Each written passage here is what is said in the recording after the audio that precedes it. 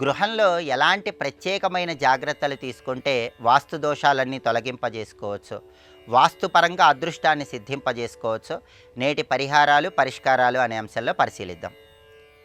గృహంలో కంప్యూటర్లు కానీ టీవీలు కానీ లివింగ్ రూమ్లో లేదా స్టడీ రూమ్లో ఆగ్నేయంలో ఉండేలాగా ఏర్పాటు చేసుకోండి. టీవీలు కంప్యూటర్లు ఈశాన్యంలో నైరుతిలో లేకుండా జాగ్రత్త పడాలి. అప్పుడు ఇంటికి వాస్తుపరంగా అదృష్టం కలిసి వస్తుంది. అదేవిధంగా ఒక ఇంట్లో వంటగదిలో ఎట్టి పరిస్థితుల్లో అద్దాలు ఉండకూడదు.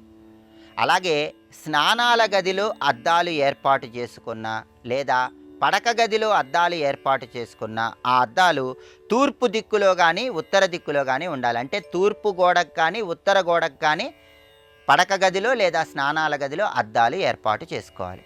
అలాగే లిఫ్ట్ ఉన్నటువంటి గృహాలైతే లిఫ్ట్ ఎట్టి పరిస్థితుల్లో కూడా ప్రధాన ద్వారానికి ఎదురుగా రాకూడదు. లిఫ్ట్ గేటు ప్రధాన ద్వారానికి ఎదురుగా వస్తే దాన్ని వాస్తు దోషంగా వాస్తుశాస్త్రంలో చెప్పడం జరిగింది. అదేవిధంగా డైనింగ్ టేబుల్ అనేది ఎప్పుడు ఇంటి ప్రధాన ద్వారానికి ఎదురుగా రాకూడదు. డైనింగ్ రూము ఇంటి ప్రధాన ద్వారం నుంచి కనిపించకూడదు. ఈ ప్రత్యేకమైన జాగ్రత్త తీసుకోవాలి.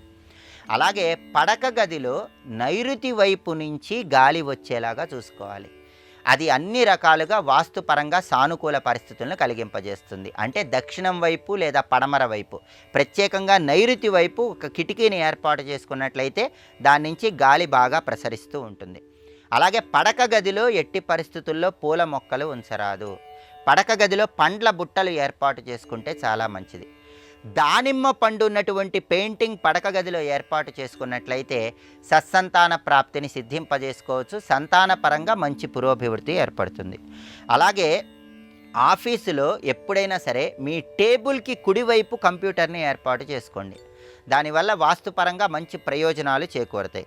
అలాగే మీరు లివింగ్ రూమ్లో దక్షిణ గోడ మీద ఉదయిస్తున్నటువంటి సూర్యుడి వాల్పేపర్స్ అంటించుకుంటే చాలా మంచిది. దానివల్ల గృహంలో సకారాత్మక శక్తి పెరుగుతుంది, నకారాత్మక శక్తులు తగ్గిపోతాయి, వాస్తుపరంగా మంచి ప్రయోజనాలు చేకూరుతాయి.